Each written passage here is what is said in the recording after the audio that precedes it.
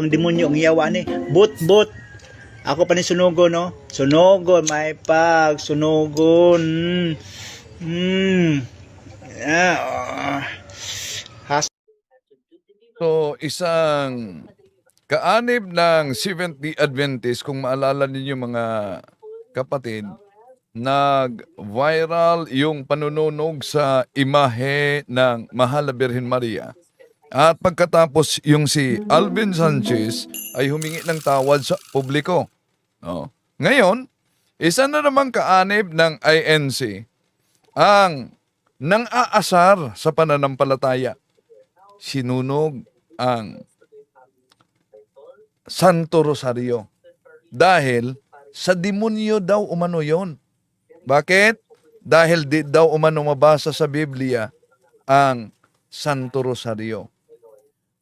Kung maalala ninyo ang sikat na artistang si Kim Chiu, naghayag ito sa pagdipinsa sa Santo Rosario at ang debosyon kaugnay sa Santo Rosario. Ngunit inaasar nitong SDA miyembro ang pananampalataya ng simbahang Katoliko. Kung maalala niyo mga kapatid, ang mga Muslim, meron silang sariling Rosario version. Kahit na ang grupo ng mga Buddhism. At alam nyo ba kahit ang Satanic Church, meron silang version ng Rosario. Pero, grabe talaga ang ginawa nitong miyembro ng SDA. Sinunog niya ang Santo Rosario at idiniklara na ito raw mga kapatid ay sa demonyo. Pero ang tanong, bakit ang Santo Rosario ng simbahang Katoliko ang kaniyang pinuntarya? Kung talagang sa demonyo ang Rosario, bakit may ginagamit ding mga Rosario yung Muslim, yung Budhista, di ba? At bakit di niya pinupuntarya yung Rosario mismo ng Satanismo?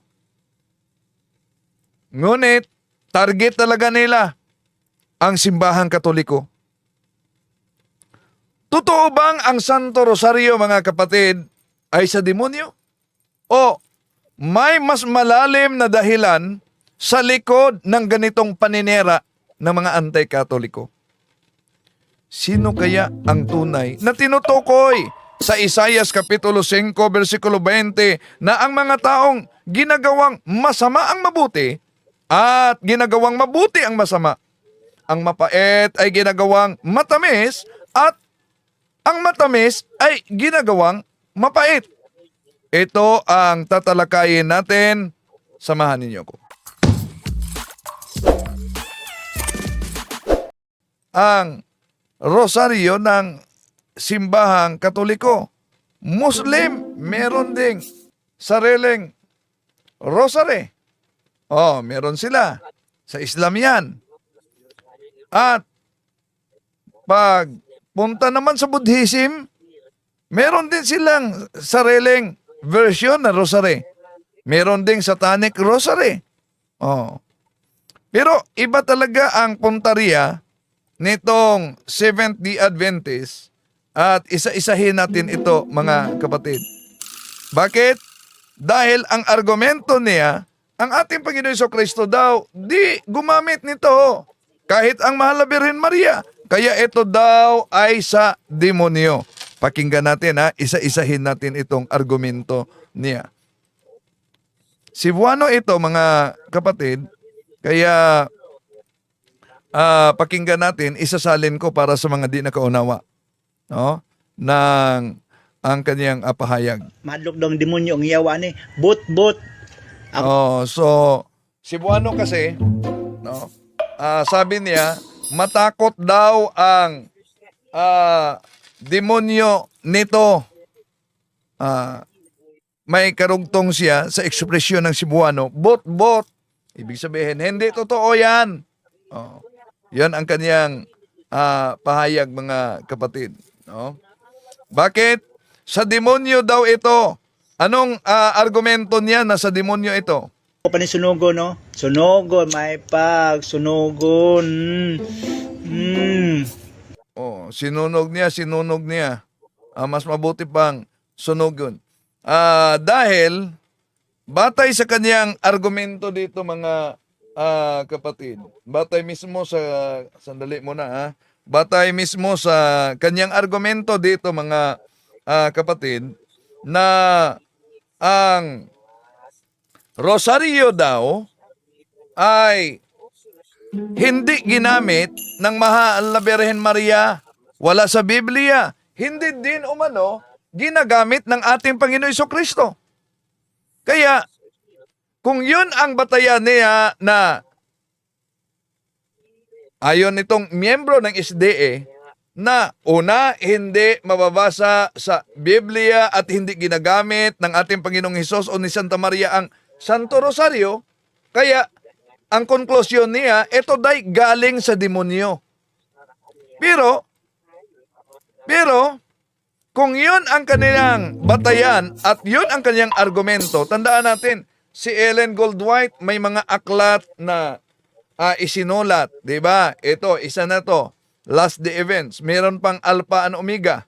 Anong punto dito? Tanong, ginagamit ba itong libro na ito ng ating Panginoong Hesus? Binasa ba ito?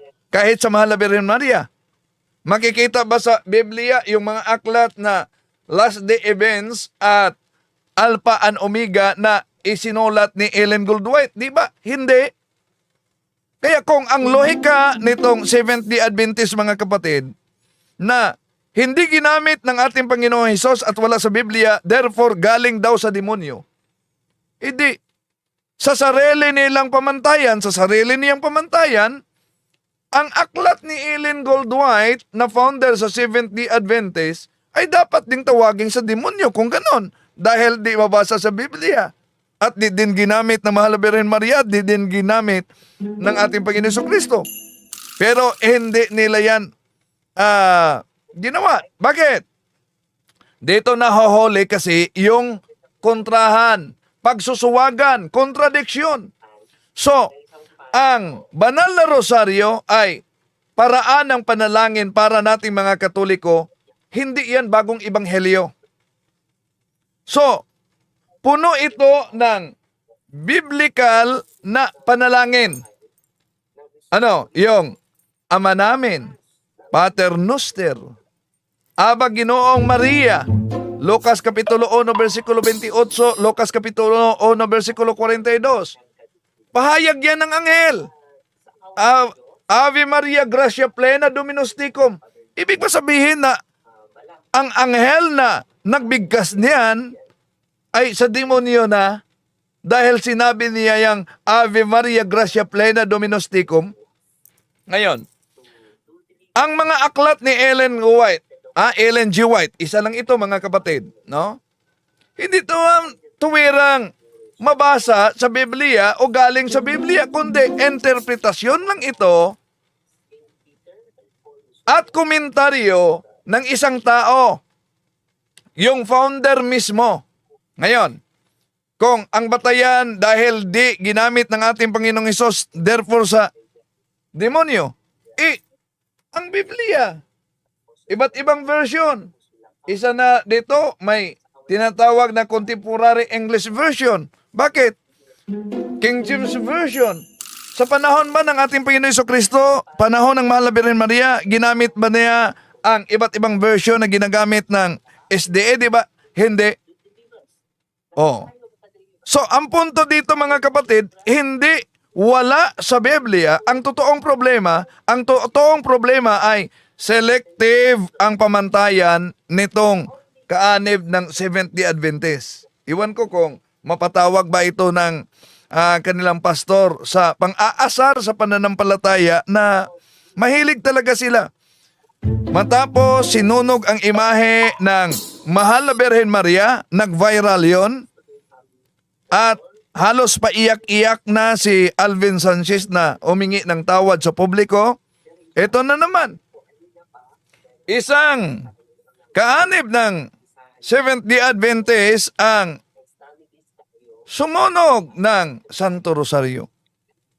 Imagine, wala daw sa Biblia. So kapag Katoliko, wala sa Biblia, para sa kanila sa demonyo. Bakit? Kilala ba ng ating Panginoon Jesucristo at sa mahal na Birhen Maria si Ellen Goldwhite na founder ng Seventh-day Adventist?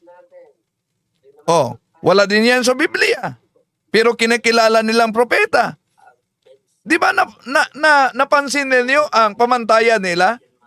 Na kahit wala sa Biblia, kinikilalang propeta, para sa kanila, inspirado, kaloob ng Diyos. Pero pag Katoliko, na wala daw umano mabasa sa Biblia letra por letra, ang sabi nila ay sa demonyo daw. So, kung patas at pareho ang sukatan mga kapatid, alinman aminin ng Seventh-day Adventist na hindi sa demonyo ang rosaryo o aminin nila na sa demonyo rin itong aklat ni Ellen Goldwhite, di ba? Hindi pwedeng dalawa ang sukatan nila. Oh. At ang sabi niya, di daw umano matatakot ang demonyo dito. Balik natin ha. Ang kanyang pahayag. Madlok daw ang demonyo ang iyawa ni. But. Ako pa ni sunugo, no? Sunugo, may pag. Sunugon.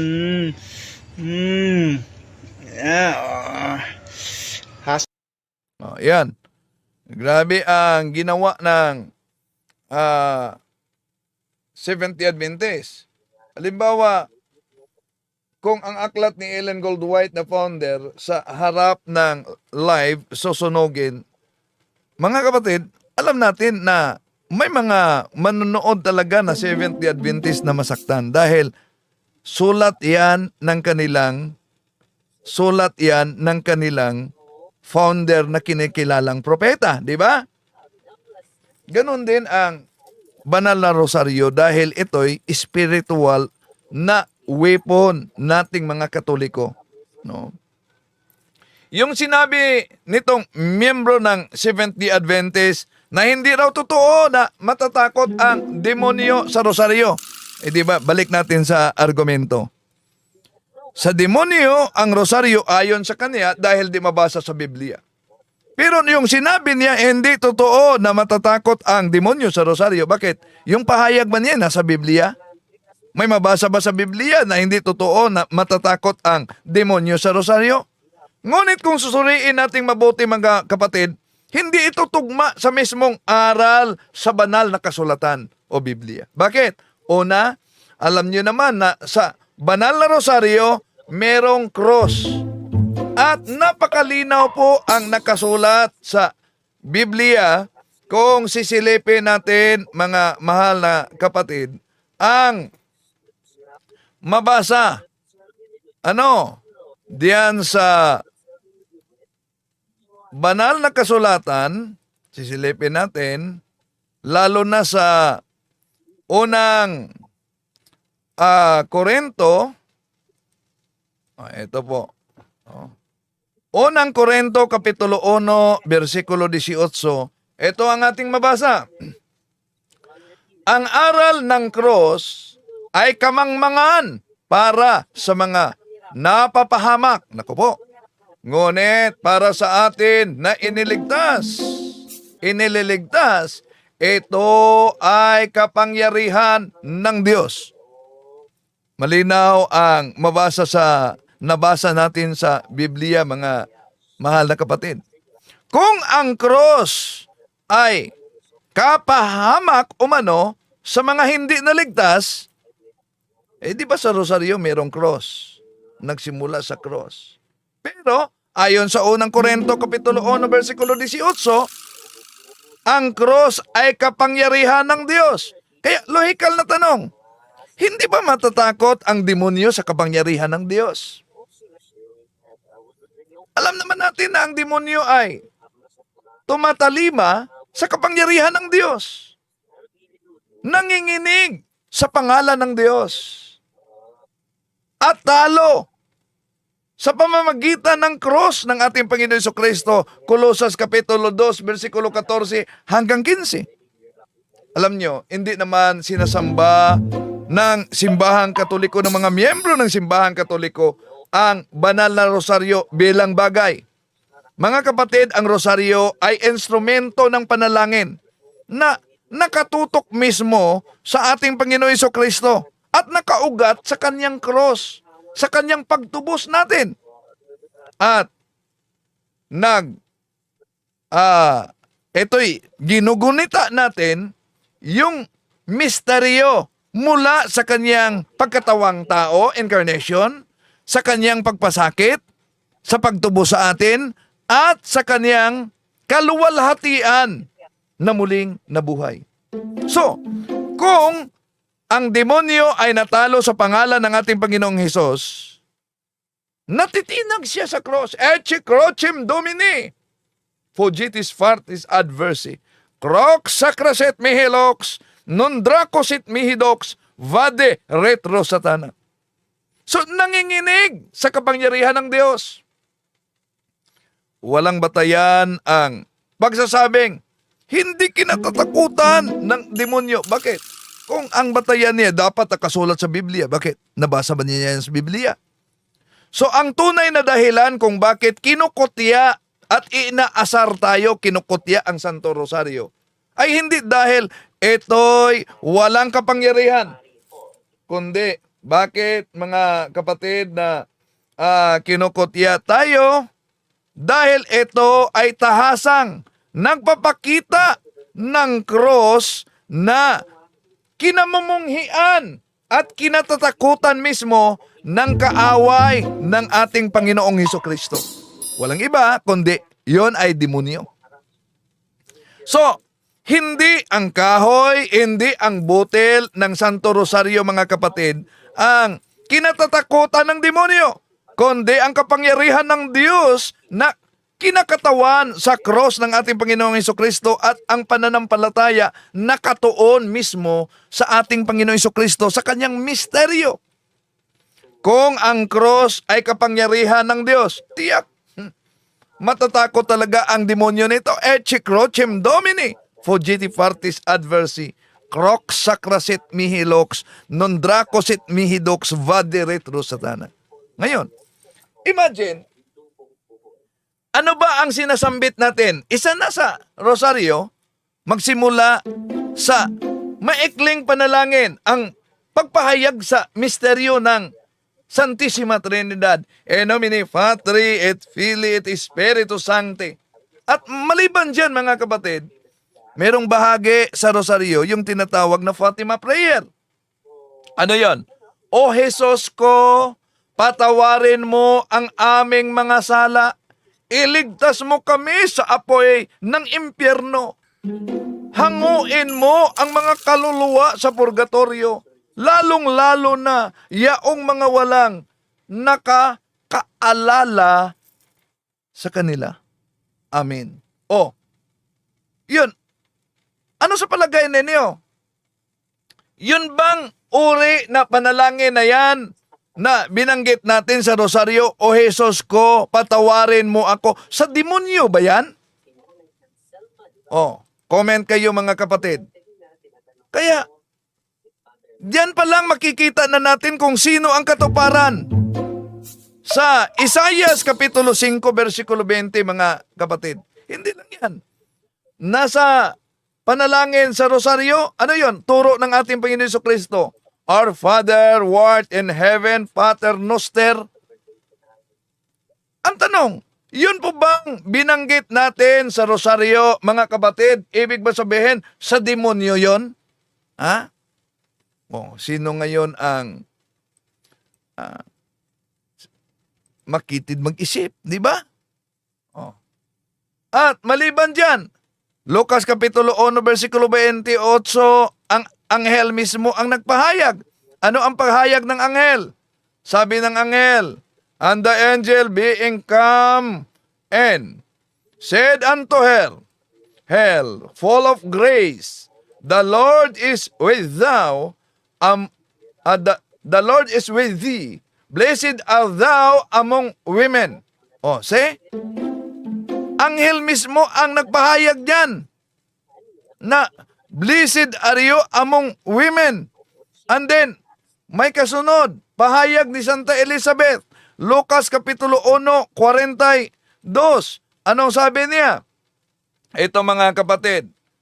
And she cried out with a loud voice and said, Blessed art thou among women, and blessed is the fruit of thy womb.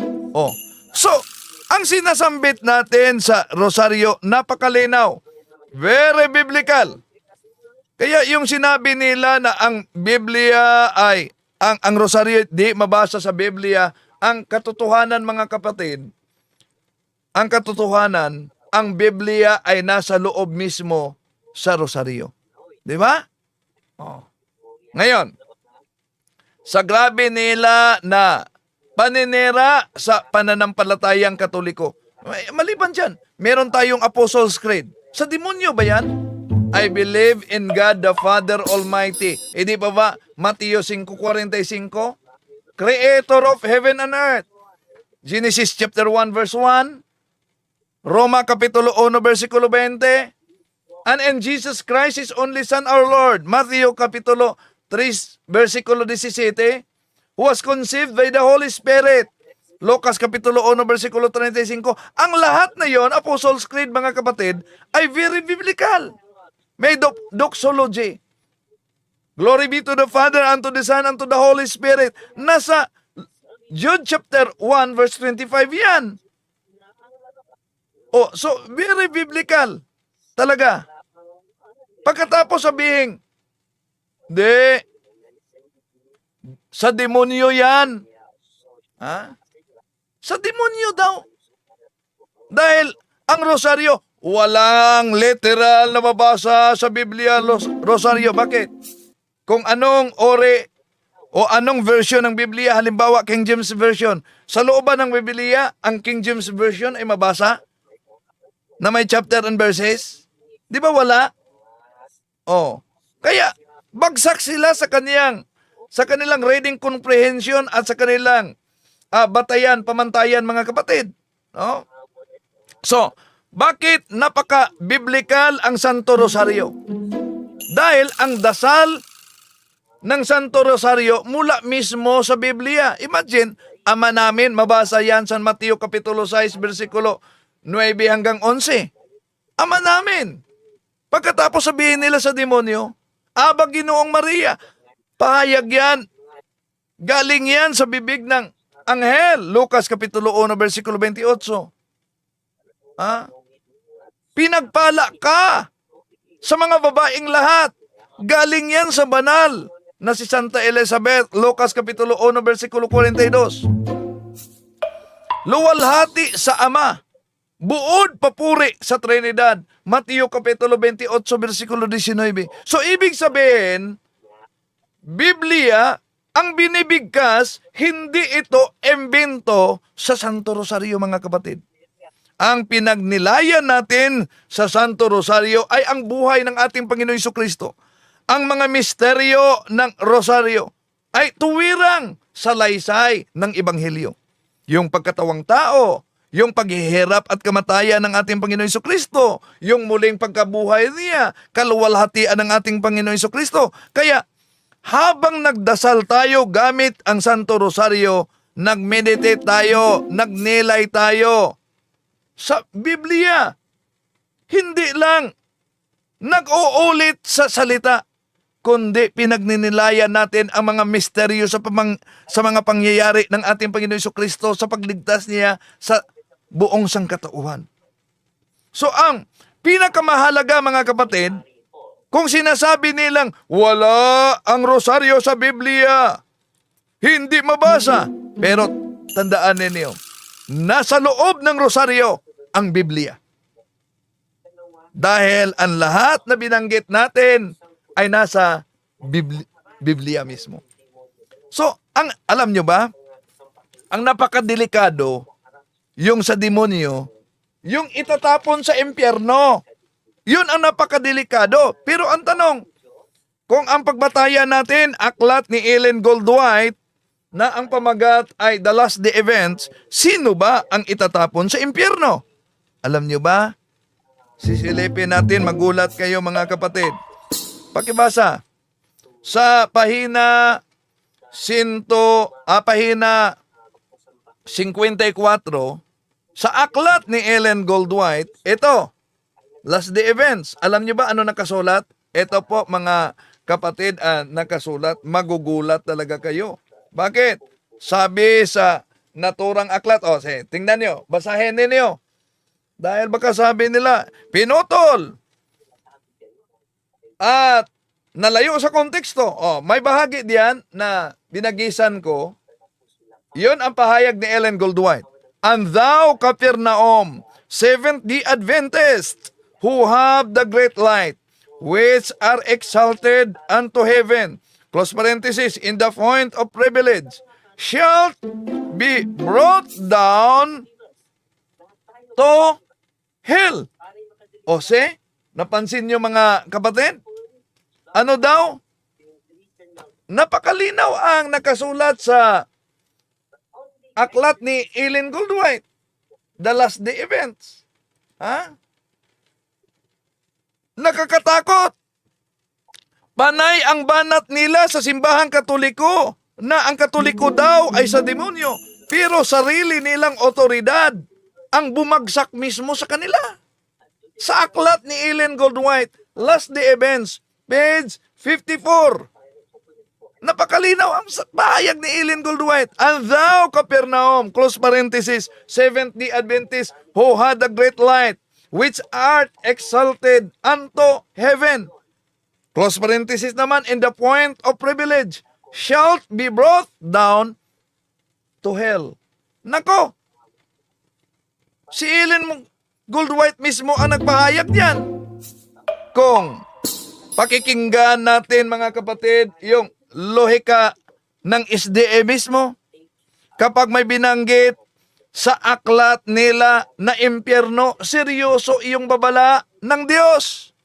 Si Ellen G. White, ang founder nila mismo, ang nagsabing, ang Seventh-day Adventist, sa kabila ng great light,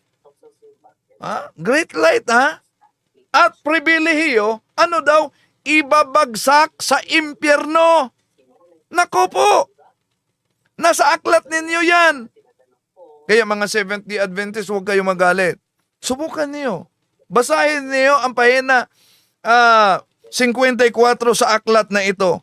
Dahil si Ellen Goldwhite mismo ang founder ninyo, ang nagpahayag na ang Seventh-day Adventist sa kabila ng great light, sa kabila ng pribilehiyo, ibabagsak umano sa impyerno. Ngayon, ang tanong mga kapatid, kung ginagamit ninyo ang pananampalataya na kapag may koneksyon sa impyerno ay sa demonyo, nako, bakit ang SDA mismo, ayon sa sarili ninyong propeta at ayon mismo sa sarili ninyong founder, ay ang Seventh-day Adventist, ulitin ko, sa kabila na may great light, sa kabila na may pribilehiyo, babagsak sa impyerno. Mga kapatid, hindi ito galing sa Katoliko. Hindi ito galing sa pare o sa CFD. Galing ito sa inyong sariling aklat, sa inyong kinikilalang propeta, sa inyong mismong tagapagtatag. Kung mali ang Katoliko dahil inaakusahan ninyo sa demonyo,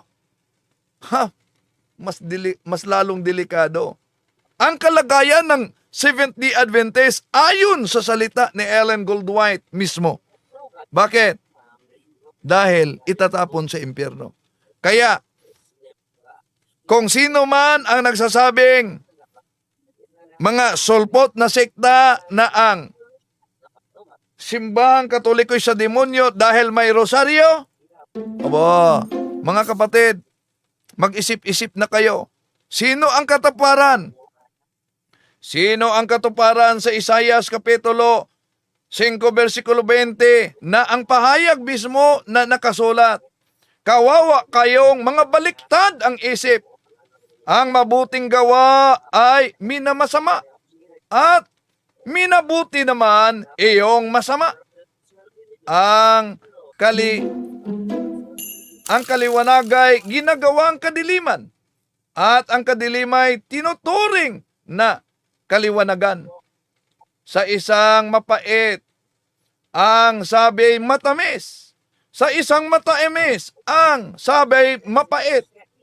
Kawawa rin kayo, mga nag-aakalang kayo'y marurunong at matatalino sa inyong sariling palagay. Naku, delikado pala mga kapatid. No? Imagine, sino bang magiging kawawa yan? Ha? Na ang rosaryo ay sa demonyo? Merong bahagi sa rosaryo sa huling bahagi? Let us pray. O God, through His only begotten Son, by His life, death, and resurrection, has purchased for us the reward of eternal salvation. Grant, we beseech you, that meditating upon the mystery of the most holy rosary of the Blessed Virgin Mary, we may imitate what it contains and obtain what it promised through the same Christ our Lord. Amen. Ngayon, sasabihin nila, sa demonyo daw yan? Oh, kung sa demonyo yan, na ayon sa kanila, sino ngayon ang katuparan sa Isaias 5:20? Kawawa kayo, mga baliktad ang isip. Mga kapatid, mananatili ba kayo sa grupo na baliktad ang isip? Lalo na mismo ang kanilang founder ang nagsabi, ang Seventh-day Adventist, itatapon sa impyerno. Hindi ito galing sa Katoliko, hindi pare ang may akda, hindi defensor Katoliko, founder nila mismo. Kaya mag-isip-isip na kayo. Maraming salamat po sa inyong pagsubaybay, mga kapatid. Hanggang sa muli, itong inyong lingkod, Brad Wendell. So ayan po mga peers, sanay kapupulatan po natin ito ng aral. At kung nagustuhan niyo po ito, please like and share, ibahagi po natin sa mga kakilala po natin. And please don't forget to follow and subscribe po ng ating YouTube channel, Mr. Curious Catholic.